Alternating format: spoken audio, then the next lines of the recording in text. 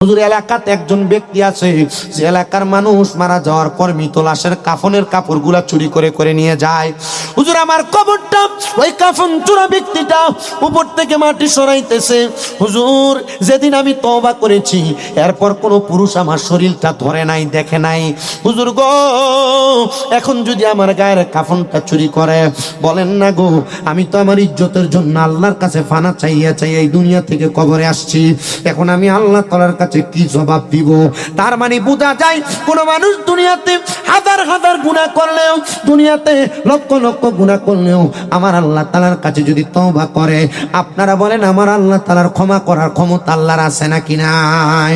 অবশ্যই আছে, অবশ্যই আছে। ওই মহিলা সারা জীবন চুরি করে কাটাইছে, মহিলাটা আল্লাহর কাছে ক্ষমা প্রার্থনা করেছে। তবে সাবধান, সতর্ক, মাফ করার মালিক যদিও আল্লাহ হয়, কিন্তু যদি আপনি হাক্কুল ইবাদ বান্দার হক চুরি করেন, বান্দার হক মাইরা খান, বান্দার পকেটের টাকা খান, বান্দার জমি দখল করেন, বান্দাকে হারাম টাকা দিয়া বান্দাকে আপনি ধোঁকা দেন, খোদা কি কসম করে বলি এই হক কোনোদিন আমার আল্লাহ তাআলা ক্ষমা করবে না। ভাই হইয়া ভাইয়ের জমি দখল করেন, মা বাবা বড় মা বাবা হইয়া মা বাপ মারা যাওয়ার পরে বোনদেরকে আপনার সম্পত্তি বুঝাইয়া দেন না। ব্যবসা করার সময় মানুষকে ধোঁকা দিয়ে ওজনে কম দেন, চাকরি করার সময় আপনি মানুষকে তার নির্দিষ্ট পাওনা থেকে কম দেন। ক্ষেত লাগাইতে যায় ক্ষেতের লাইল কাটতে কাটতে আপনি ক্ষেতটাকে অনেক লাইলকে একবারে আইলকে ছোট বানায় ফেলেন। মনে রাখতে হবে মুসলমান, এটার কারণে আল্লাহ তাআলার কাছে আপনাকে জবাব দেওয়া লাগবে। বান্দার 1 টাকার হক, বান্দার 1% হক আপনি মাইরা খায়েন না, আল্লাহ তাআলার কাছে এটার জন্য বড় জবাব দেওয়া লাগবে। আপনি হয়তো বেশি হক কামাই করার জন্য ধোঁকাবাজির জিন্দেগিতে বসবাস করতেছেন, কিন্তু আপনি কি একটা বার স্মরণ করেন না আল্লাহ যে বলেছেন লা ইউকাল্লিফুল্লাহু নাফসান ইল্লা উসআহা। আমার আল্লাহ তাআলা কারোর সাধ্যের বাহিরে কোনো কিছু চাপিয়ে দেয় না। আল্লাহ তাআলা আপনার সাথে যা রেখেছেন আপনি সে সম্পদের মালিক হয়েছেন। মহিলা কান্দে আর কই, হুজুর আপনি একটাবার আমার ইজ্জতটাকে রক্ষা করেন।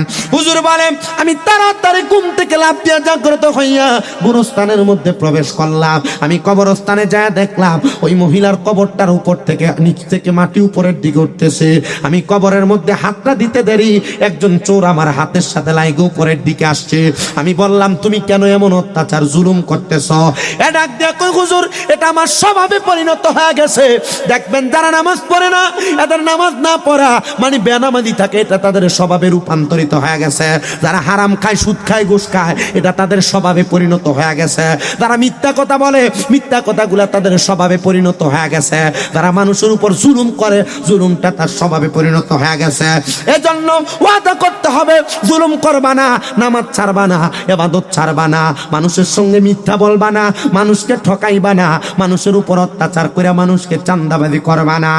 প্রিয় মুসলমান, আল্লাহর বান্দারা, নবীর উম্মতের দলের একটু মনোযোগ দিয়ে শোনার চেষ্টা করেন।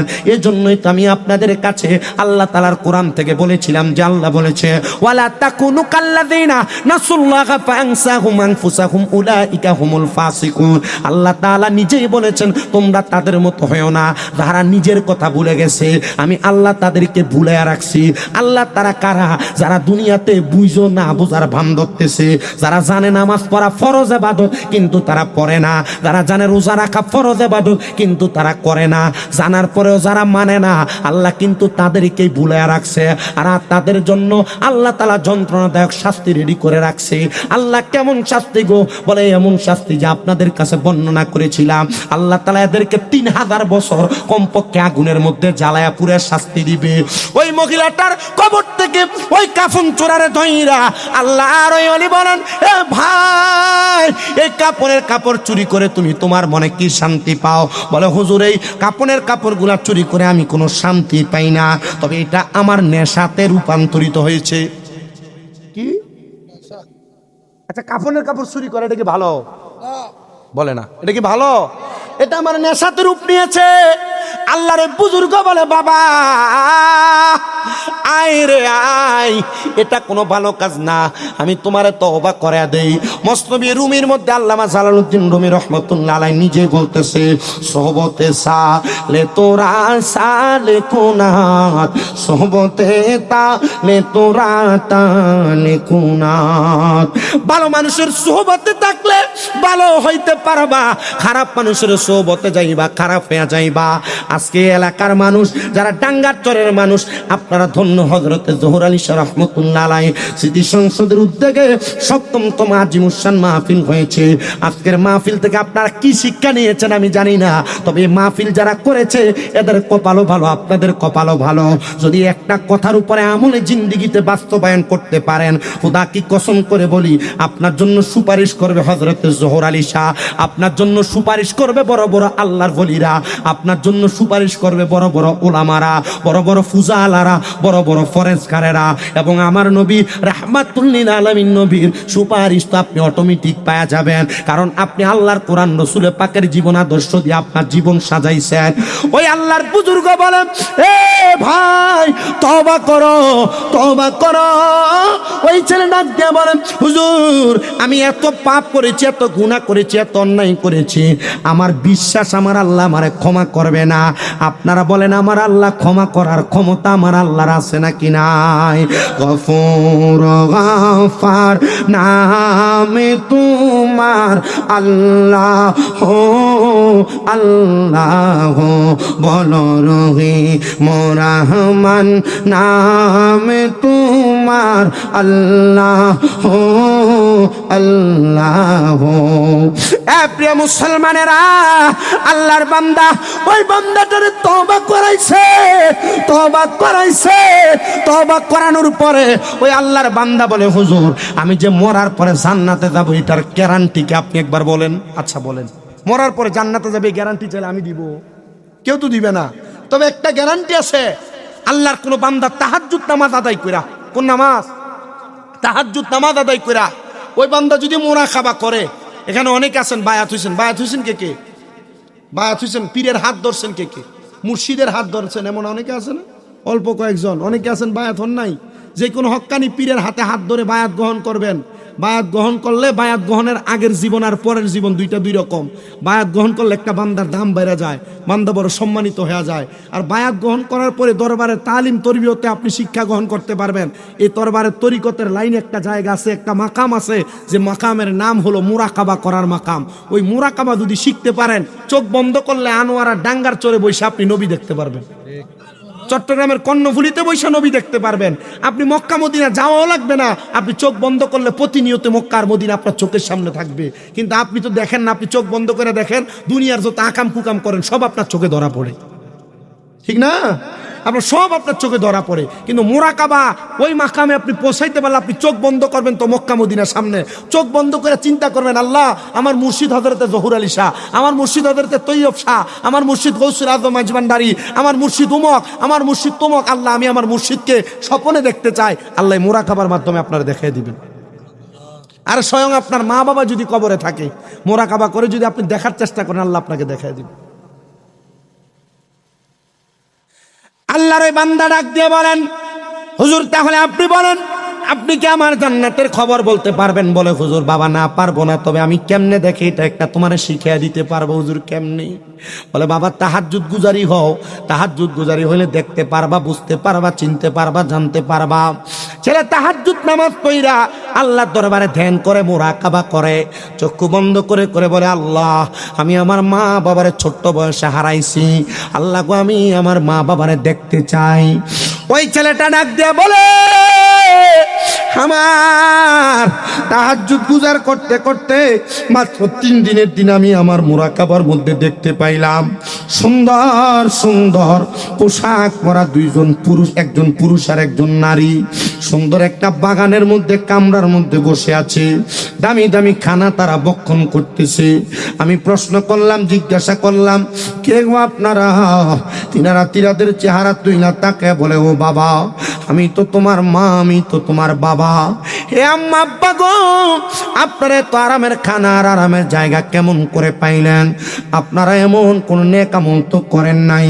আল্লাহর নবী জানাইছে, দুনিয়ার জমিনে কোন সন্তান যদি নেক আমল করে, ওই নেক আমলের জন্য প্রতিদান আমার আল্লাহ তার মা বাবারও দান করে, নেক আমলের যাজা আমার আল্লাহ তার মা বাবারও দান করে।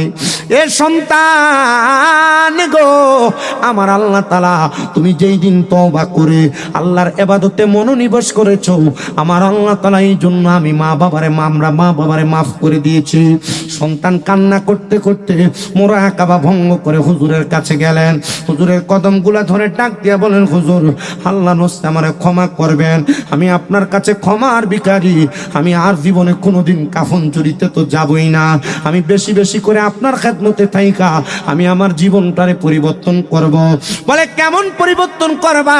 বলে হুজুর যেন আমার জীবনটা জান্নাতি জীবন হয়। বলে জান্নাতি জীবন যদি বানাইতে চাও তুমি দুনিয়াতে 5 ওয়াক্ত নামাজের পাশাপাশি আল্লাহ তাআলার একটু বেশি বেশি নফল ইবাদত করো। নফল ইবাদতের মাধ্যমে আল্লাহ তাআলার জান্নাত তুমি আল্লাহ তাআলার নৈকট্য অর্জন করতে পারবা। আর আল্লাহ তাআলার নৈকট্য যদি অর্জন করতে পারো আল্লাহ তাআলার জান্নাতও তুমি পায়া যাইবা। আমার ডাঙ্গারের চর এলাকার বাবারা, বন্ধুরা, চট্টগ্রামের কর্ণফুলীর বাবারা, এখানে অনেকে বসেছেন আপনাদের যাদের মা নাই, অনেকে বসেছেন আপনাদের যাদের বাবা নাই, তবে আপনাদের কপাল ভালো যারা এই মাহফিলে টাকা পয়সা দিয়া তাবারুকের জন্য সহযোগিতা কইরা প্যান্ডেল কইরা লাইটিং করে আপনারা যারা উপস্থিত হয়েছেন আপনাদের সবার কপাল ভালো। বলে হুজুর কেন ভালো? কারণ এই নেক কাজদার উসিলায় আমার আল্লাহ চাইলে আপনার মা বাবারে মাফ করে দিতে পারে। একটু পরে আখিরি মুনাজাত হবে, সবাই দোয়া করবেন, রব্বির হামহুমা কামা রব্বায়ানি সগীরা ওয়া কুল রব্বির হামহুমা কামা রব্বায়ানি সগীরা। আল্লাহর নবী জানায়া দেয় কোন সন্তানের মা বাবা মারা যাওয়ার পর ওই সন্তান যদি এই দোয়াটা করতে করতে চোখের মনি কোঠার মধ্যে একটা মাছির মাথা পরিমাণ পানি ছেড়ে দিয়ে কান্না করে, ওই পানি মাটিতে পড়ার আগে আমার আল্লাহ তার মা বাবার জীবনের গুনাহ মাফ করে দেয়। আপনারা চেষ্টা করবেন আপনাদের আম্মা আব্বার জন্য দোয়া করার জন্য, বেশি বেশি করে দোয়া করবেন। আর যাদের মা বাবা বেঁচে আছে আপনারা আজকের জান্নাতের বাগান থেকে একটা ওয়াদা করে যান, আম্মা আব্বার মনে যারা কষ্ট দিয়েছেন, আম্মা আব্বারে যারা খানা দেন না, আম্মা আব্বারে যারা ধমক দেন, এখান থেকে বাড়িতে যে মা বাবার পা গুলাতে ধরে মাপ চাইবেন, বলবেন ও মা ও আব্বা যান আল্লাহর রাস্তায় আমি সন্তানকে মাফ করে দেন। যতক্ষণ পর্যন্ত আপনার মা বাবা আপনারে মাফ করে দিছি বলছি ততক্ষণ পর্যন্ত মা বাবার কদম আপনি ছাড়বেন না। বলে হুজুর মাপ চাইবো দূরের কথা, দুই ঈদের সময় আমি তো আমার মা বাবার পাশ হয়ে সালামি করি না। আরে সালাম না, আমি মাঝে মাঝে সুযোগ পাইলে আমার মা বাবার পায়ে আমি নিজে চুমা দেই ঠোঁট লাগায়া। হুজুর কেন গো? শিরিক হবে না, বেদাত হবে না? না না না, শিরিক বেদাতের ফতোয়া এই জায়গায় চলে না। আম্মা আব্বার কদমে চুমা দিলে আল্লাহর জান্নাতের চৌকাটে চুমা দেওয়ার স্বাদ পাওয়া যায়। এজন্য সবার কাছে আপনারা জানাই আম্মা আব্বার কদমে চুমা দিবেন, সালাম করবেন, ক্ষমা চাইবেন, মাপ চাইবেন। অনেক সন্তান চিন্তা করে হুজুর যাদের বাড়িতে মা আছে তারা বাড়িতে যাইয়া মার পায়ে ধরে মাপ চাইবে, আমার তো মা নাই আমি কার পায়ে ধরে মাপ চাইবো? হুজুর যাদের বাড়িতে আব্বা আছে তারা বাড়িতে যে আব্বার পায়ে ধরে মাপ চাইবো। হুজুর আমার তো আব্বা নাই আমি কার পায়ে ধরে মাপ চাইবো? সন্তানের দল আম্মা আব্বা যদি কবরে থাকে আম্মা আব্বার জন্য একটু বেশি বেশি করে দোয়া করবা। দোয়া করলে লাভটা কি হয়? তিরমিজি শরীফের হাদিস, একটা না দুইটা হাদিস। আল্লাহর নবী রাহমাতুল লিল আলামিন নবী জানায়া দেয় সমুদ্রের মধ্যে ডুবে যাচ্ছে এমন ব্যক্তি হঠাৎ করে নৌকা নিয়ে গেলে ওই ব্যক্তি যেমন ভাবে উদ্ধার করলে খুশি হয়ে যায়, একটা মৃত মা বাবার জন্য, আত্মীয় স্বজনের জন্য, আহলে আওলাদের জন্য তার আওলাদেরা দোয়া করলে ওই মৃত ব্যক্তি তার চাইতে আরো বেশি খুশি হয়ে যায়। আল্লাহর নবী রাহমাতুল লিল আলামিন নবী জানায়া দেয় উম্মত এমন মরণ যাদের হয় গো এই মরণটা কিন্তু ভালো মরণ হয় না।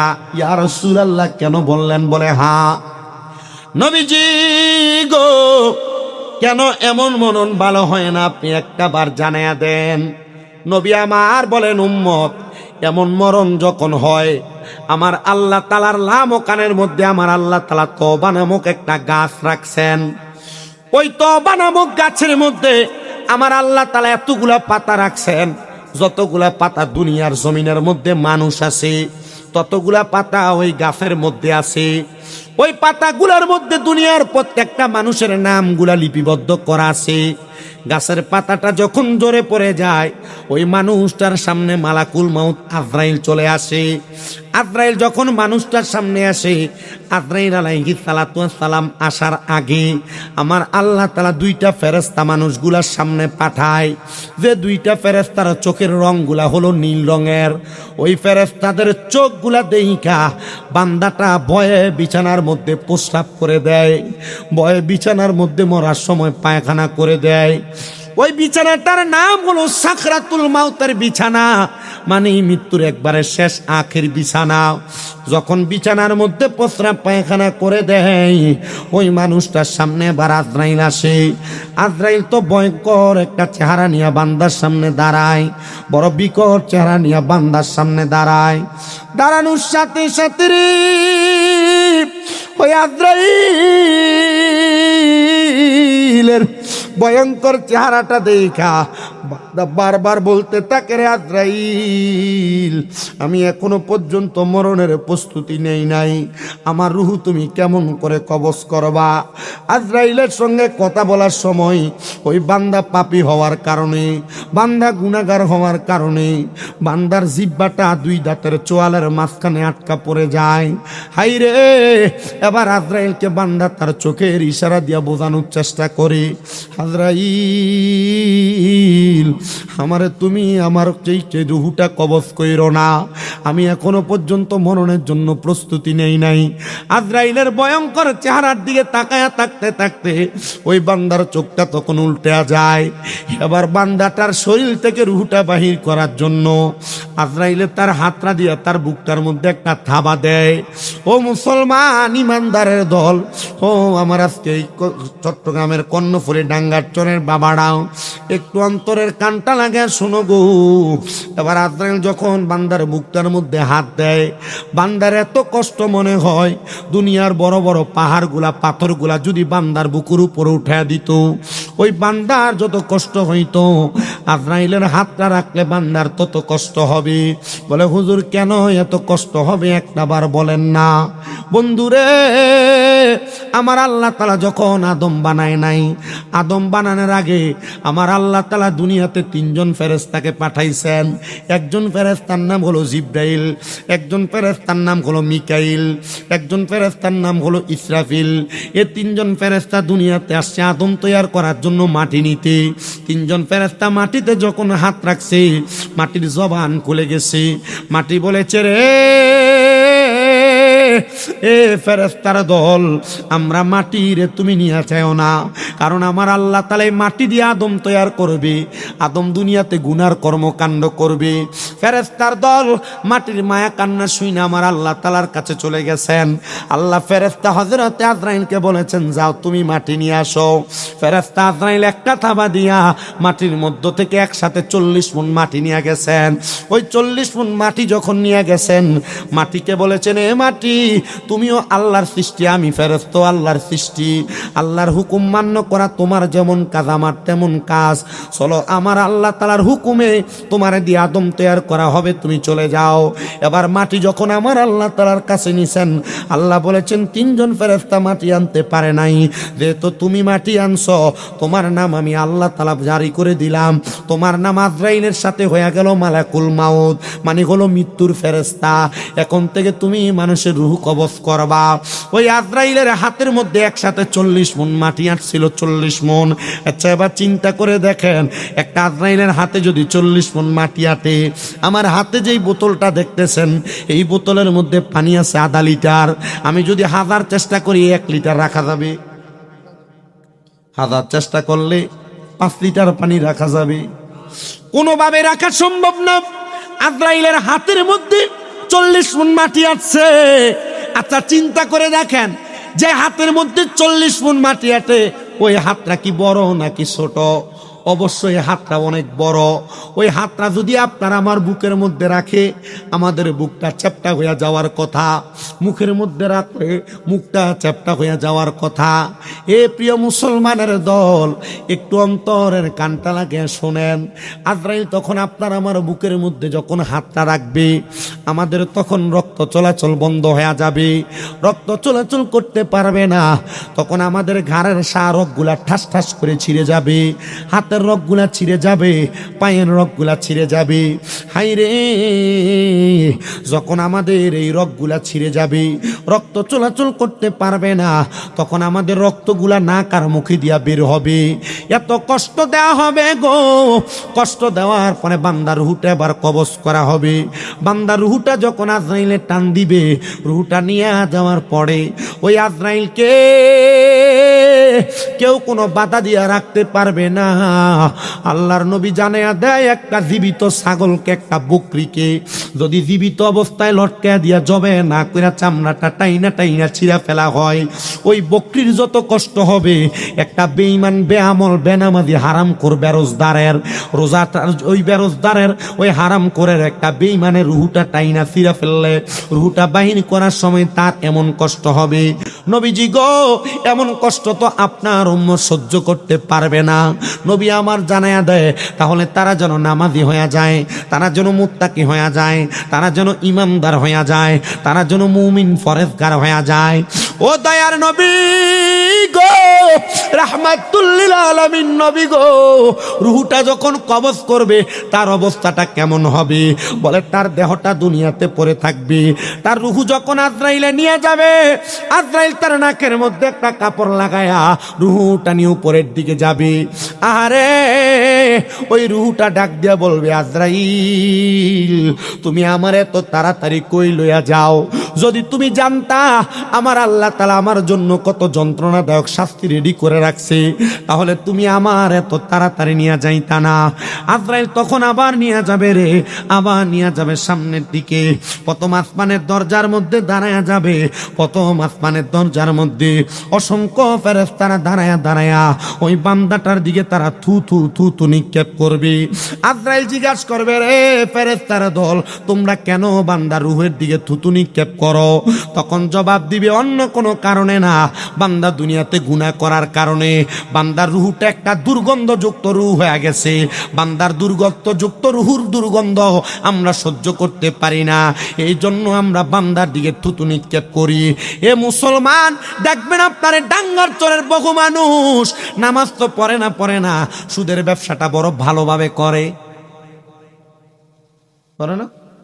সুদের ব্যবসা করে না, বেশি করে। নামাজ তো পড়ে না, পরের হক মাইরা মাইরা খায়। নামাজ তো পড়ে না, মানুষের উপর জুলুম অত্যাচার করে করে খায়। আল্লাহর নবী জানায়া দেয়, রে ওই মানুষগুলার রুহুটা কবজ করার পরে ওই মানুষগুলার এত কষ্ট হবে রে, এত কষ্ট হবে। রুহুটা নিয়ে যখন আসমানের দরজায় যাবে, সকল ফেরেশতারা বান্দার দিকে থুতু নিক্ষেপ করবে। কেমন জীবন তুমি বানাইলা রে ডাঙ্গার চরের মানুষ, একটা বার চিন্তা করে দেখো, মরার পরেও কোনো তোমার দাম নাই। ফেরেশতারা শুধু তোমার দিকে তাকায় তাকায় থুতু নিক্ষেপ করবে। সাহাবায়ে কেরাম বলে, নবীজি গো, ও মায়ার নবী, আপনার কাছে জানতে চাই, আপনি বলেন না ওই কষ্টটা তো তারা সহ্য করতে পারবে না, এবার বান্দার ঠিকানা কোন জায়গায় হবে? নবী আমার বলেন, আসমানের প্রথম দরজা, ডাইনের দরজা, বামের দরজা বন্ধ থাকবে রে। ওই দরজাগুলা যখন বন্ধ থাকবে, বান্দা তখন আর কষ্ট সহ্য করতে পারবে না, ওই বান্দাটারে নিয়ে জাহান্নামের মধ্যে ফেলা হবে। ও নবী গো, জাহান্নামের মধ্যে কেমনে ফেলে দেওয়া হবে? নবী আমার বলে, না রে না, জাহান্নামের মধ্যে যখন ফেলে দেওয়া হবে, মানুষগুলা বড় কষ্টের মধ্যে পতিত হবে রে, বড় কষ্টের মধ্যে পতিত হবে। ইয়া রাসূলুল্লাহ, তাহলে এটা তো বেঈমান বান্দারা মারা যাবে, ইমানদার যারা, মুমিন যারা, মুত্তাকি যারা, যারা আউলিয়া কেরামের অনুকরণ করে, আউলিয়া কেরামের পথ মতো চলে, এরা কেমন ভাবে মরবে এদের কথা কি বলবেন না? নবী আমার জানায়া দেয়, যারা মুমিন বান্দা, মুত্তাকি বান্দা, তারা কিন্তু বড় আরামে মরণ গ্রহণ করবে, তারা বড় আরামে মৃত্যুবরণ গ্রহণ করবে। নবীজি কেমন আরামে মরবে? একটা বার বলেন না গো, আমার নবী জানিয়ে দেয় এত আরাম রে। একটা মুমিন বান্দা, একটা মুত্তাকি বান্দা, ফরেজগার বান্দা যখন মারা যাবে, আমার আল্লাহ তাআলা ওই মুমিন মুত্তাকিটার সামনে আজরাইলকে চারবার পাঠাইবে, কিন্তু মুমিন বান্দা রূহ আজরাইল কবজ করতে পারবে না। হুজুর কেন কেন গো? বলে মুমিন বান্দার সামনে যখন আজরাইল আগমন করবে, সর্বপ্রথম আইসা মুমিন বান্দার বুকের মধ্যে হাতটা দিবে রূহ কবজ করার জন্য। বুকের মধ্যে হাত দেওয়ার পরে মুমিন বান্দার রূহ তখন কবজ করতে পারবে না। বলে কেন কবজ করতে পারবে না? বলে বুকের মধ্য থেকে একটা গায়েবী আওয়াজ আসবে, এ ফেরেশতা আজরাইল গো, বান্দার রূহ তো তুমি বুক দিয়া কবজ করতে পারবা না। বলে কেন পারবো না? বলে বান্দার বুকের মধ্যে আল্লাহ নবীর প্রেম আছে, আল্লাহ নবীর ভালোবাসা আছে, এই জন্য বান্দার বুক দিয়া রূহ কবজ করতে পারবা না। এবার চলে যাবে আজরাইল ফেরেশতা, আল্লাহর হুকুম পায়া আবার আসবে বান্দার কাছে রূহ কবজ করার জন্য। এবার আইসা বান্দার সবচাইতে আকর্ষণীয় জায়গা, বান্দার কপাল বরাবর হামলা করবে রূহ নেওয়ার জন্য। যখন কপালের মধ্যে হামলা করবে, কপালের মধ্য থেকে জবাব আসবে, রে আজরাইল, এই বান্দার রূহ তুমি কপাল দিয়া নিতে পারবা না। কেন পারবো না? বলে বান্দা এই কপাল দিয়া 5 ওয়াক্ত নামাজের সেজদা দিয়া সুবহানা রাব্বিয়াল আলা বইলা আমার আল্লাহ তাআলার বরত্ব প্রকাশ করেছে, এই জন্য বান্দার বুক দিয়া রূহ কবজ করা যাবে না। আজরাইল তখন এবার সাথারায়া যাবে, আমার আল্লাহর হুকুমে এবার বান্দার ডান বাহু বরাবর হাত দেওয়া হবে। এ বান্দা, বান্দা গো, বান্দা তোমার রূহ এবার ডান দিক দিয়া কবজ করা হবে। বান্দার ডান দিক থেকে জবাব দিবে রে আজরাইল, এবার বান্দার ডান দিক দিয়া তুমি রূহ কবজ করতে পারবা না। বলে কেন পারবো না? বলে বান্দার ডান দিকে তার দান এবং সদকাগুলো আছে, তখন আপনার দান সদকাগুলো আপনার জন্য বাধা হয়ে যাবে, আজরাইলকে আপনার রূহ নিতে পার দিবে না। জোরে বলেন মারহাবা। মুমিন হওয়া লাগবে, মুত্তাকি হওয়া লাগবে। আমাদের বহুত ওয়াজ চলে, ওয়াজ চলে না? শুধু চট্টগ্রামের মানুষ মুহররম আর মিলাদুন নবীর মাসে যে পরিমাণ ওয়াজ শোনে, যদি এক একটা মাহফিল এক একটা ওয়াজে এক একদিন হেদায়েত হইতো, তাহলে চট্টগ্রামের সব সাধারণ পাবলিক আল্লাহর ওলি হয়ে যেত। কিন্তু এই ওয়াজ আছে ঠিক, হেদায়েত নাই। কথা কি বুঝতেছেন? বুঝেন নাই মনে হয়। যদি প্রতি ওয়াজে একজন করে হেদায়েত হইতো, প্রত্যেকে আল্লাহর ওলি হয়ে যেত। হেদায়েত হচ্ছে না। কেন করতেছে? এটা একটা এলাকার ট্রেডিশন হিসেবে জারি হয়ে গেছে। ওয়াজ মাহফিল করায় আর কি, ওয়াজ মাহফিল করাইলে আল্লাহ তাআলা কবরের আযাব মাফ করে আর কি। কিন্তু যারা করায় এরও নামাজ পড়ে না, যারা করে এরও নামাজ পড়ে না। ঠিক না? এই ট্রেডিশন বাদ দিতে হবে আমাদেরকে। ওয়াজ মাহফিল চলছে, চলুক। ওয়াজে যদি হেদায়েত হয়ে যাইতো, তো মসজিদের ইমামের ওয়াজে সবার আগে হেদায়েত হইতো। ঠিক না? তা আপনাদেরকে আমি আবদার করছি, আমি আপনাকে বলি না যে আপনি এটা করেন, এটা করেন না। আমি বলি আপনি এইগুলা যদি না করেন এই শাস্তি পাবেন, এগুলা যদি করেন এই শান্তি পাবেন। করবেন কি করবেন না আপনার দায়িত্ব। বোঝেন নাই মনে হয়? বুঝতে পারতেছেন আপনারা? মানে যেটা করবেন, যেটা করলে যেটা পাবেন। আমি বলি যে 20 টাকা দিলে পানি পাবেন, আমি বলবো না যে আপনি আমাকে 20 টাকা দেন। আমি ডাইরেক্ট দেখবেন দোকানি বলে যে পানি পানি পানি পানি লাগবে কিনা। এখন জানে যে পানি কেউ নিতে হইলে আর 20 টাকা দিতে হবে। ঠিক না? তা আল্লাহ তাআলা আপনাকে জান্নাতের লালচ দেখাইছেন, জান্নাতের কথা বলছেন, জান্নাত পাওয়ার জন্য ইবাদতের কথা বলছেন। আল্লাহর কথা শুনেন না আপনি, আমি বান্দার কথা শুনবেন? আল্লাহ কোরআনে বলেন আকিমুস সালাত, নামাজ পড়ো। তো বান্দা যদি নামাজ পড়তোই তো আল্লাহর কথাই নামাজ পড়তো। কিন্তু আমি বলি বান্দা কেন পড়ে না? আমি আপনাকে জান্নাতের কথা বলি, যদি জান্নাতের আরাম আপনার ভালো লাগে আপনি নামাজি হবেন। আমি আপনার রোজা রাখার কারণে যে জান্নাত পাবেন সে জান্নাতের কথা বলি, আপনার ওই জান্নাত দরকার হলে আপনি রোজা রাখবেন। আমি আপনাকে জাহান্নামের কঠিন আযাবের কথা বলি, আপনার ভালো লাগলে আপনি কঠিন আযাবকে মাইনা নিবেন। কিন্তু মাইনা নেওয়ার পর যদি কঠিন আযাবকে ভয় করেন, আপনি আপনার খারাপ কর্মগুলা ছেড়ে দিবেন। কথা কি বুঝতেছেন আপনারা? আল্লাহ কবুল করেন, আমিন পড়েন। প্রিয় মুসলমানেরা, রাত তো গভীর হওয়ার কারণে আপনারা হয়তো বা একটু মনে মনে কষ্ট নিয়ে বসে আছেন, আমি জানি। কারণ আমি আমার মনে হয় না যে রাত্রে 12টায় আমি কোথাও মাইক ধরছি। আমাকে ভাই যখন বলছে যে হুজুর 11টার পরে মাইক, আমি চিন্তা করে গেলাম কি মাহফিল 11টার পরে মাইক। আমাদের এদিকে 12টায় মাহফিল শেষ হয়। চট্টগ্রামে এমন অনেক জায়গা আছে যে 9টার দিকেও স্টেজ সাজায় আমি দেখছি। শহরে যে আগ্রাবাদ যেগুলো আছে, আলী শহর সহ এগুলাতে দেখছি যে 9টা স্টেজ সাজায়। বিশেষ বক্তায় ওঠে 9টা, 9:30। প্রধান বক্তাকে আইনা তোলে যে 11টা 12টা আইনা তোলে। আমি তো আপনাদেরকে কথাগুলা বললে আপনি শোনার মতো সেই সেন্স থাকতে হবে আপনার। রাত্রে 11টার পর মানুষের চোখে ঘুম থাকে, তখন ওয়াজ দিলে ওয়াজ খাবে না। তো যেটা বলতেছি এটাই কাজে লাগান। আমি চেষ্টা করছি যে 2 ঘন্টার ওয়াজ আপনাকে 1 ঘন্টায় মাথায় দিতে। আপনাদের কি কষ্ট হচ্ছে? তো বুঝছেন তো মানুষ মারা যাওয়ার সময় কেন প্রস্রাব পায়খানা করে, কেন জিহ্বায় কামড় দেয়, কেন নাকে মুখে রক্ত বের হয়, কেন মানুষ প্রস্রাব পায়খানা করে, যেটা বুঝছেন। কিন্তু মুমিনের কাছে আজরাইল আসবে কয়বার? বলেন না, কয়বার? 4 বার আসবে। বুকে হাত দিলে কি রুহ নিতে পারবে? কেন? বুকের ভিতরে আল্লাহ নবীর প্রেম আছে। মুখে হাত দিলে কি নিতে পারবে? কেন? কি করছে? সেজদা দিছে। ডান হাতে যখন হাত দিবে রুহ নিতে পারবে না, আওয়াজ আসবে ডান দিক থেকে, এই ফেরেশতা আজরাইল, ডান দিক দিয়ে তো রুহ নেওয়া যাবে না। কেন? বলে বান্দার ডান দিকে তার দান এবং সদকাগুলো আছে। আরো জোরে বললেন না? এ প্রিয় মুসলমানেরা গো, এবার বান্দার বাম হাত বরাবর হামলা করা হবে। রুহুটা নেওয়ার জন্য বান্দার বাম দিক থেকে জবাব দিবে আজরাইল। এই বান্দার বাম দিক দিয়ে রুহু নিতে পারবা না। বলে কেন পারবো না? বলে বান্দার বাম দিকে তার মা বাবার খেদমত আছে, এজন্য বান্দার বাম দিক দিয়ে রুহু নিতে পারবা না। এ ফেরেশতার দল, তাহলে বান্দার রুহু কেমনে নিব? একটা বার জবাব দেন না গো আমার আল্লাহ। আল্লাহ তাআলা জানিয়ে দিবে, রে ফেরেশতা আজরাইল, এই বান্দা মুমিন হওয়ার কারণে বান্দার রুহু তুমি আগের বান্দার মতো কষ্ট দিয়া নিবা না। বান্দারে বড় আরামে বান্দার রুহুটা কবজ করবা। আল্লাহ কেমন করে আরামে রুহু কবজ করব? আমার আল্লাহ জানে আদের বান্দা কেমন করে আরামে কবজ করবা জানো? এই বান্দাটা কিছুক্ষণ পরে কালেমা তৈয়বা পড়বে। বান্দা কালেমা যখন পড়বে, ওই কালেমা পড়ার সময় তার রুহু কবজ করবা। এবার জান্নাতের 2 জন ফেরেশতা, একটা মুমিন বান্দা, একটা নামাজি বান্দা, একটা মুত্তাকি বান্দা, একটা ফরেজগার বান্দার সামনে জান্নাতি একটা আপেল নিয়ে আসবে, জান্নাতি একটা তুফা নিয়ে আসবে।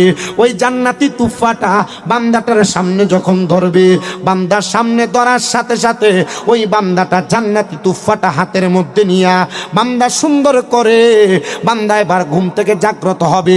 জান্নাতি ফেরেশতাটা জান্নাতি আপেলটা বান্দার সামনে ধরবে, ধরার সাথে সাথে একজন ফেরেশতা বান্দার মাথার মধ্যে হাতটা বুলিয়ে দিবে। ওই বান্দাটা ঘুম থেকে জাগ্রত হইয়া জান্নাতি আপেলটা যখন তার সামনে দেখবে, তখন বান্দা দেখবে জান্নাতি আপেলের মধ্যে লেখা কালিমে তৈয়বা, লা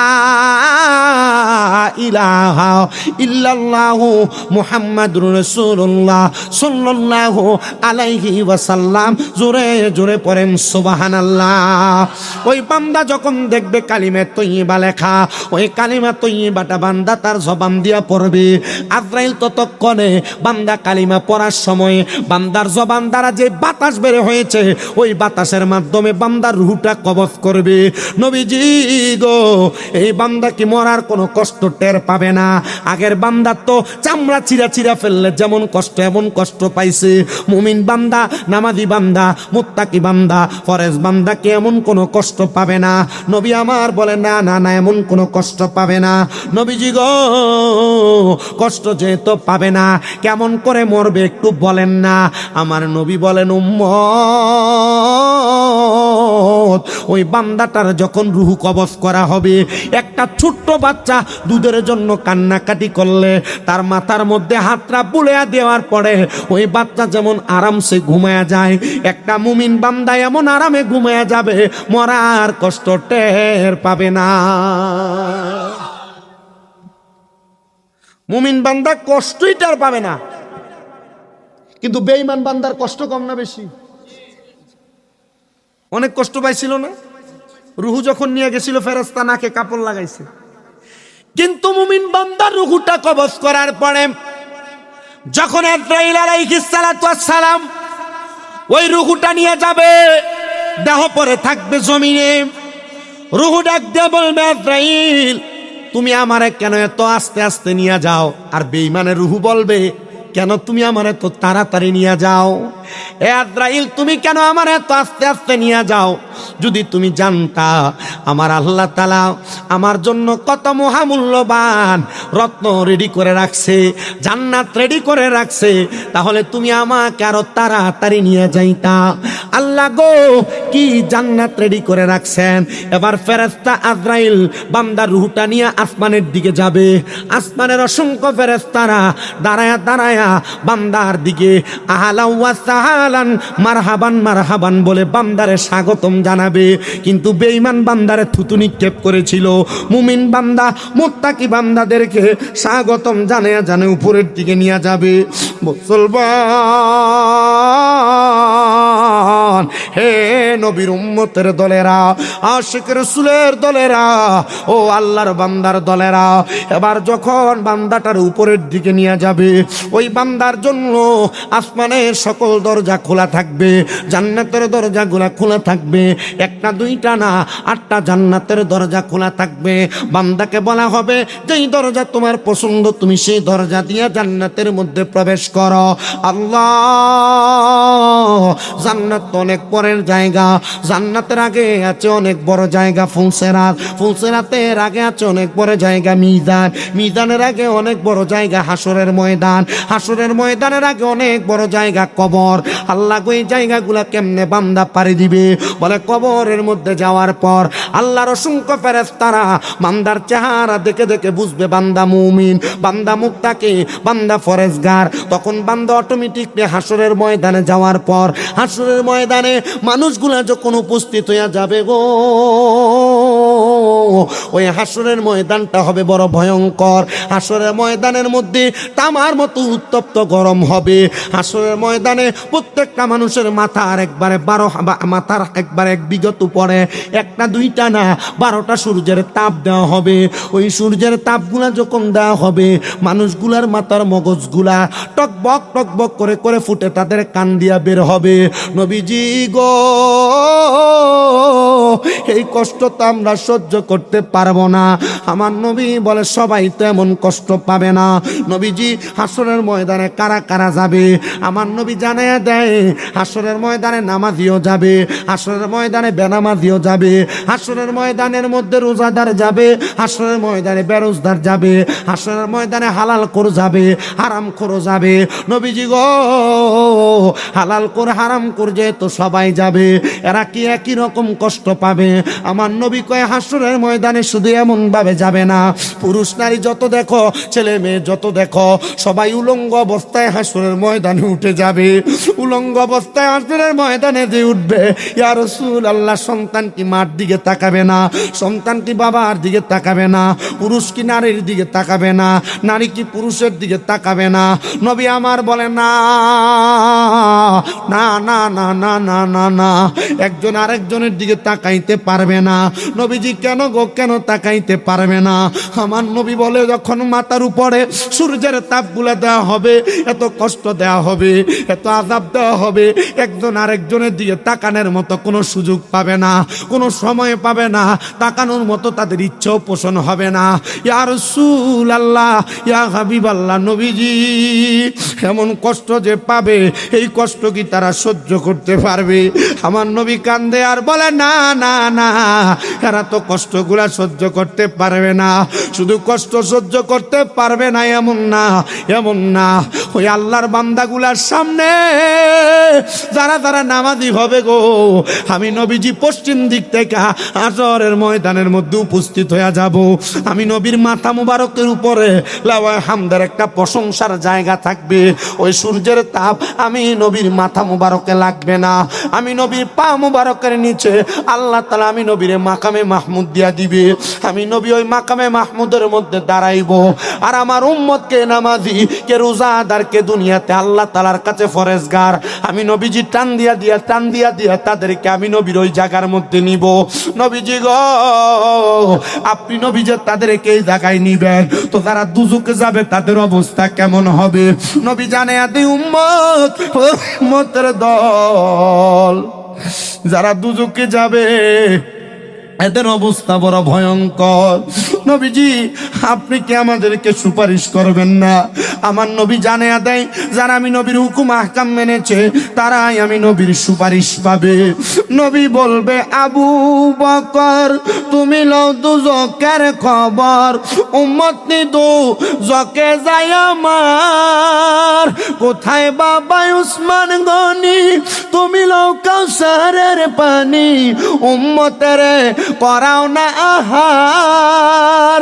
সেই কঠিন নিদান কালে আখেরে নবীজি বিনে পাপী উম্মত কে করিবে পার, পাপী উম্মত কে করিবে পার। কঠিন হাসরের দিনে আখিরি নবীজি বিনে পাপী উম্মত কে করিবে পার, পাপী উম্মত কে করিবে পার। আল্লাহর যত নবী রবে নফসি নফসি বলবে সবে, কান্দিয়া সব হইবে লাচার। সেই দিন নবী গুণমণি কাঁদবে, ইয়া রব্বি হাবলি উম্মতি। কান্দিয়া সেদিন হইবে, কান্দিয়া সেদিন হইবেন বেকার, পাপী উম্মত কে করিবে পার। কঠিন হাসরের দিনে আখিরি নবীজি বিনে পাপী উম্মত কে করিবে পার, হার পাপী উম্মত কে করিবে পার। সাহাবাই কারাম কান্দে আর ডাক দেয়া বলে, ইয়া রাসূলুল্লাহ এমন কষ্ট আপনার উম্মত তো সহ্য করতে পারবে না গো। নবী আমার জানাই, শুধু কষ্ট সহ্য করতে পারবে না, প্রত্যেকটা মানুষ যখন জাহান্নামে যাবে, ওই জাহান্নামের মধ্যে যাওয়ার পরে ওই মানুষগুলাকে আমার আল্লাহ একদিন দুই দিন না, কমপক্ষে 3000 বছর জাহান্নামের আগুনে জ্বালাবে। নবীজি 3000 বছর যখন জাহান্নামের আগুনে জ্বালাবে, ওই জাহান্নামের আগুন তো আপনার উম্মত সহ্য করতে পারবে না। নবী আমার বলে, কমপক্ষে 3000 বছর দুনিয়ার একদিনের মতো না, 500 বছরের মতো একটা দিন হাসরের ময়দানে উম্মত গুলা সহ্য করতে পারবে না। নবীজি ওই কষ্ট যে তারা সহ্য করতে পারবে না, আপনি নবীকে আপনার উম্মতের জন্য কোনো ফয়সালা করবেন না।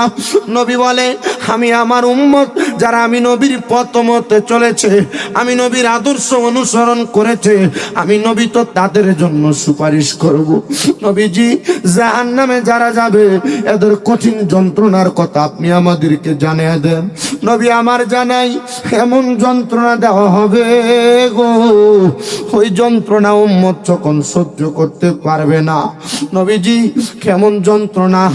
আমার নবী বলে, জাহান্নামের আগুন রে আমার আল্লাহ তাআলা 3 ভাগে ভাগ করবি। লাল রঙের আগুন থাকবে, সাদা ধোঁয়াযুক্ত আগুন থাকবে, কালো ধোঁয়াযুক্ত আগুন থাকবে। 1000 বছর বান্দার দেহটারে জাহান্নামের আগুনে যখন জ্বালানো হবে, বান্দার শরীরের চামড়াগুলা গলে যাবে, বান্দার দেহটা গইলা গইলা আবার আমার আল্লাহ ফায়াকুন বলে বান্দার দেহটা বানাইবি। বান্দার দেহটা বানায়া আবার ওই বান্দাটারে ফায়াকুন বলে আবার আমার আল্লাহ বানায়া বান্দাটারে আবার আগুনের মধ্যে পোড়াইবে। এমন ভাবে আগুনের মধ্যে জ্বালায়া পোড়ায়া ওই বান্দাটারে 1000 বছর যখন শেষ হবে, আবার বান্দাটারে আরো 1000 বছর জ্বালাইবে। ওই আগুনটারে সাদা ধোঁয়া যুক্ত বানায়া দেওয়া হবে। আরো 1000 বছর শেষ হওয়ার পরে আগুনের রঙকে কালো ধোঁয়া যুক্ত বানায়া ওই আগুনের মধ্যে এমন অত্যাচার দেওয়া হবে, এমন আযাব দেওয়া হবে, বান্দা সহ্য করতে পারবে না। নবীজি গো, এই কষ্ট যে সহ্য করতে পারবে না, এই বান্দারে কি পরিত্রাণ দেওয়া হবে না? বান্দারে কি মুক্তি দেওয়া হবে না? নবী আমার বলেন, উম্মত রে মুক্তি দেওয়া হবে। বান্দারে তাকাসুর নামক একটা জায়গাতে নিয়ে দাঁড় করে দেওয়া হবে।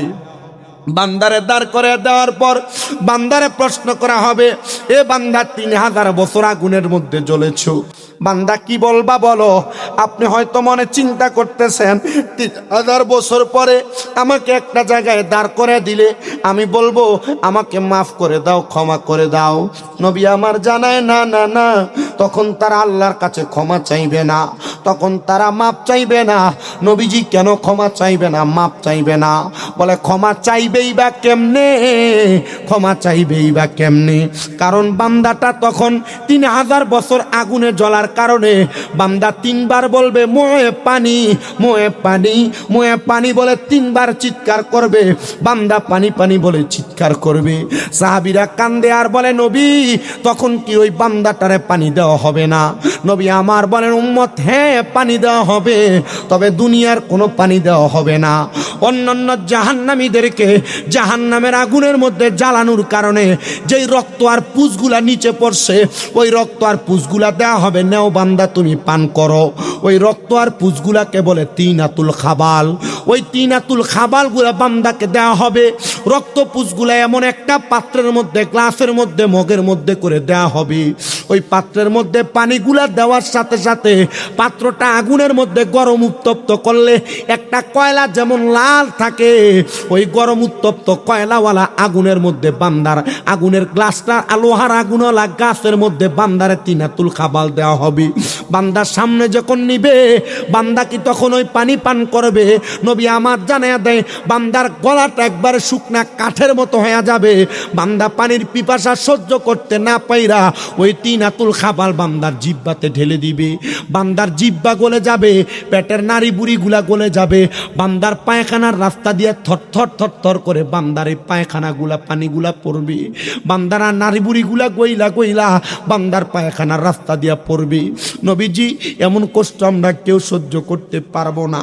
আরে কষ্ট সহ্য করতে পারবে না বিদায় তো আমি নবী বলেছি যারা আমি নবীর পথে ছিল, আমি নবীর আদর্শ অনুসরণ করেছে, তোমরা তাদেরকে অনুসরণ করো। আল্লাহ তারা কারা তাদেরকে দেখান। এদেরকে তো আমরা দেখতে পাই, এদের মাজারগুলো আমরা দেখতে পাই। আজকে আপনাদেরকে ধন্য বানায়া হযরতে জহুর আলী শাহ আপনাদের এলাকাতে শুইয়া গেছেন। ওনারা ছিলেন নবীজির সে আদর্শওয়ালা মানুষ। আমরা তাদেরকে অনুসরণ যদি করতে পারি, এদের নুরানি সোহবত যদি আমরা নিতে পারি, তাহলেই আমরা আমাদেরকে দামি মানুষ বানাইতে পারবো, ইমানওয়ালা সম্মানী বানাইতে পারবো। এবার আপনারা বলেন আমরা আমাদেরকে ইমানওয়ালা সম্মানী বানাইতে চাই কি চাই না? আল্লাহ কবুল করেন, জোরে পড়েন আমিন। সবাই মুহাব্বতে দুরূদ শরীফ পড়েন আল্লাহুম্মা সাল্লি আলা মাদনা বিয়ানা মাওলানা মুহাম্মাদ আল্লাহুম্মা সাল্লি সাইয়্যিদ জোরে মাদনা বি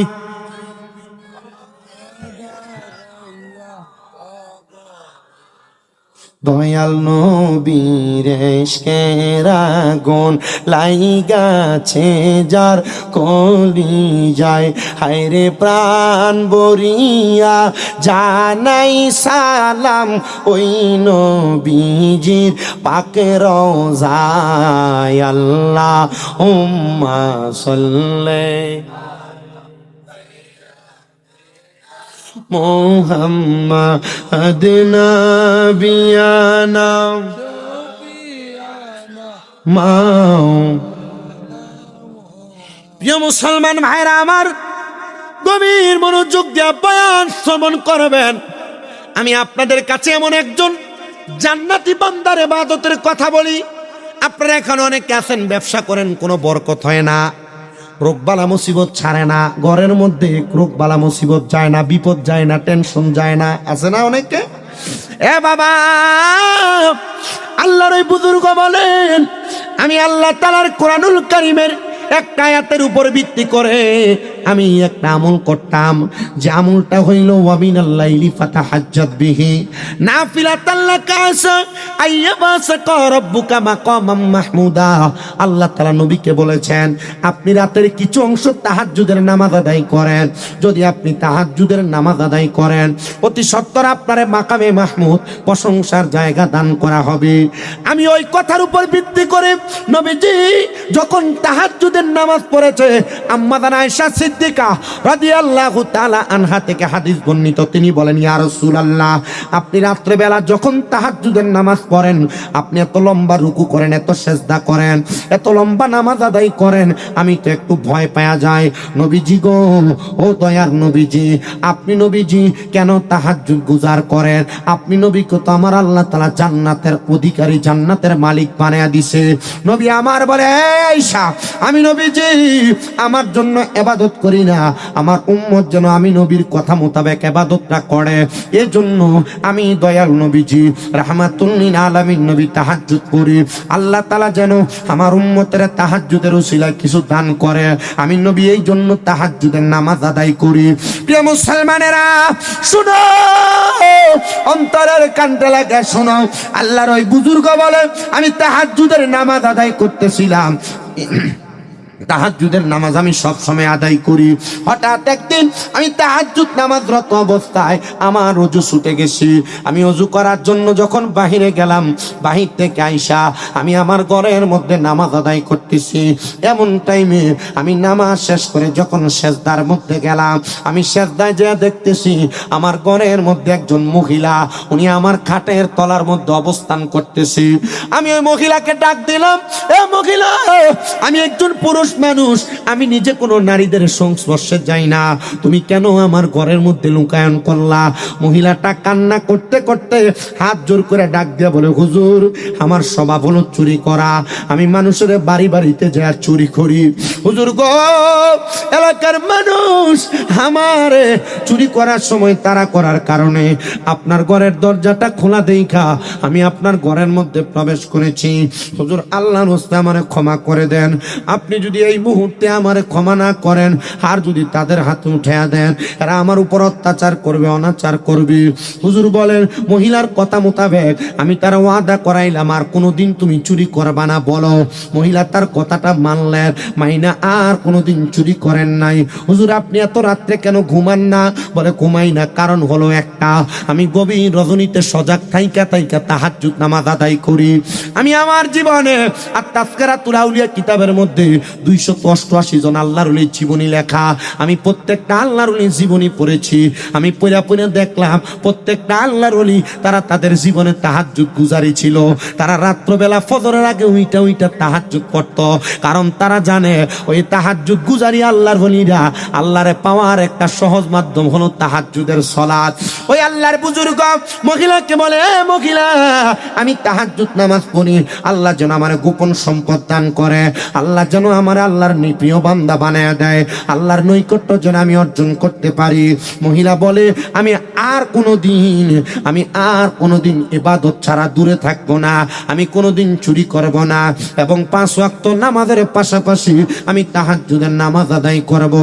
আল্লাহর ওই বুজুর্গ বলে, দুনিয়ার মানুষরে অল্প কিছুদিন পরে ওই মহিলাটা তার এলাকার জমিনে বসবাস করত, আর কোনোদিন চুরির সংবাদ আমি পাই নাই। হঠাৎ করে একদিন খবর পাইলাম ওই মহিলাটা ইন্তেকাল করেছে। আমি তার বাড়ির সামনে গেলাম, দেখলাম অনেক মানুষ তারে দেখার জন্য আসছে। আমি বললাম, যাও যাও, একটা মহিলা ইন্তেকাল করার সম্পর্কে তার গায়রে মাহরাম 14 জন পুরুষ ছাড়া অন্য কোনো পুরুষ মানুষ ওই মহিলারে মরার পর আর দেখতে পারে? পুরুষ মানুষের বেলায় সেম কাহিনী, পুরুষের বেলায়ও সেম। একটা পুরুষ মানুষ মারা যাওয়ার পর তার গায়রে মাহরাম 14 জন নারী আছে, এই নারী ছাড়া অন্য পর নারী তারা দেখবে না। কিন্তু আমরা তো মার সামনেও যাই, জিয়ের সামনেও যাই, নাতিনের সামনেও যাই, তাই না? এগুলা গায়রে মাহরাম মাইনা নেওয়া যায়, কিন্তু এগুলা ছাড়া পর নারী, ভাইয়ের বউ, ছোট ভাইয়ের বউ, বড় ভাইয়ের বউ, এগুলা ছাড়া পর নারী, পাশের বাড়ির মহিলা, অন্য মহিলা, রাস্তার মহিলা, আমরা সবার সামনে চলে যাই না? সাবধানতা অবলম্বন করতে হবে। আমরা সব সময় বলি যে নারী পর্দা করো, নারী পর্দায় থাকো, নারী বোরকা পরো, আর আমি রাস্তায় ঘুরি, আমার গায়ে একটা গেঞ্জিও থাকে না, কোনো জামা থাকে না, আমি ঘুরে বেড়াই। শুধু কি আল্লাহ নারীর জন্যই কি কোরআনের আয়াত নাজিল করছে নারী পর্দা করবে? না, নারী যেমন পর্দা করবে পুরুষ তেমন পর্দা করবে। নারী যেমন পর পুরুষের সামনে যাওয়া হারাম, পুরুষ মানুষ পর নারীর দিকে তার চোখ দিয়ে তাকানো তেমন হারাম। কথা কি বুঝতেছেন আপনারা? পুরুষ মানুষ এমন পর নারীর দিকে তার চোখ দিয়ে তাকানো কি হারাম। একবারে স্বাভাবিক বুঝায় দেই, আমি বড় ভাই, আমার ছোট ভাই, তার চোখ দিয়ে আমার বউকে দেখা তার জন্য হারাম। কথা কি ক্লিয়ার? ওয়াজ যদি বোঝেন এতটুকু যথেষ্ট। আর যদি না বুঝতে চান যে হুজুর সারা রাত্র ওয়াজ করেন, কোনো কাজ হবে না। ওয়াজ তো করি জীবনে, বললাম না, ওয়াজ করতে যে কত রকমের কথা বলি। যেটা ভালো এটা গ্রহণ করে না, যেটা খারাপ এটা নিয়ে বহু টানাটানি হয় না? আজকে হয়েছে, কালকে না, আজকের দিনে 2টায় অনেক হয়। হ্যাঁ, মানে এটা নিয়ে ফোন করে একবারও বলে না যে হুজুর এটা হয়েছে, এটা বাদ দাও না, কিন্তু সমালোচনা করে। আল্লাহ কবুল করুক। হ্যাঁ, করুক না, আমাদের গুলা করলে আমাদের কি হয়? আমি আজকে যতগুলা কথা বলছি আপনারা বলেন তো, এই কথাগুলা শুনে যদি একটা মানুষ চলে, তার জন্য কি জান্নাত সহজ না কঠিন? আপনারা বলেন না তো, বলেন না সহজ না কঠিন? আপনি তো মানতেছেন না। আমি আগেই বলছি, মসজিদের হুজুরেরটা মানলে আমারটা মানা লাগবে না। আপনি সবচেয়ে বেশি শুনতেছেন আপনার মসজিদের ইমামেরটা। আমার একটা বয়ান আজকে দিনের 2টায়, এটা আমার মনে গত বছরের আগের বছরের একটা বয়ান। আমি ওই যে পানি 3 প্রকার এটা বলতে যাইয়া প্রকারগুলা কেউ উলটপালট বলছি। মানে এগুলা প্রকার না, প্রকারগুলা ছিল মায়ে মুতলাক মানে পবিত্র পানি, মায়ে জহের, আর একটা ছিল মায়ে নাজেস মনে হয়, হ্যাঁ, অপবিত্র পানি। আমি এটা বলতে যাই, আবার ব্যবহারের ক্ষেত্রে আবার পানি আবার 5টা প্রকার 6টা প্রকার আছে। প্রবাহিত পানি, এরপরে হ্যাঁ প্রবাহিত পানি, তারপরে আছে আবদ্ধ পানি, তারপর আছে কি যেন জলাশয়ের পানি, নোংরা পানি, ঝর্ণার পানি, বৃষ্টির পানি, আবার আরেক ধাঁচে বৈজ্ঞানিক তথ্যে বরফ পানি, আবার কুসুম গরম পানি একবারে বেশি, এমন অনেকগুলা পানি আছে। তো এই পানিগুলা যে আছে এটা বলতে যে আমার একটা ওয়াসপেস লাগছে। তা আমরা হুজুরে কি করছে এটারে নাই না, আমাকে আবার আলাউদ্দিন জিয়াদি সাহেব বলছে, স্বামী ওয়াজটা একটু ডিস্টার্ব হয়েছে, এটা একটু ঠিক করে ফেলো, কেটে দেওয়া হয়েছে। কিন্তু আমার আরও দেখছি আর 2-3 জন এগুলা খুইলা খুব এখন কলও ধরে না, বলবো যে কাইটা দেওয়ার জন্য কলও ধরে না। আমি বুঝছি যে সুন্নিয়তটাকে একবার ধ্বংস হচ্ছে, আমার দ্বারা যতটুকু খেদমত হচ্ছে ততটুকু ধ্বংস হচ্ছে, কিন্তু যারা ধ্বংস করতেছে এরা ধ্বংসই করতেছে। তা আমি আপনাদেরকে এতটুকু বলছি, আপনারা শুধু জান্নাতকে যদি পাইতে চান, আপনারা জান্নাতের দিকে একটু ধাবিত হন।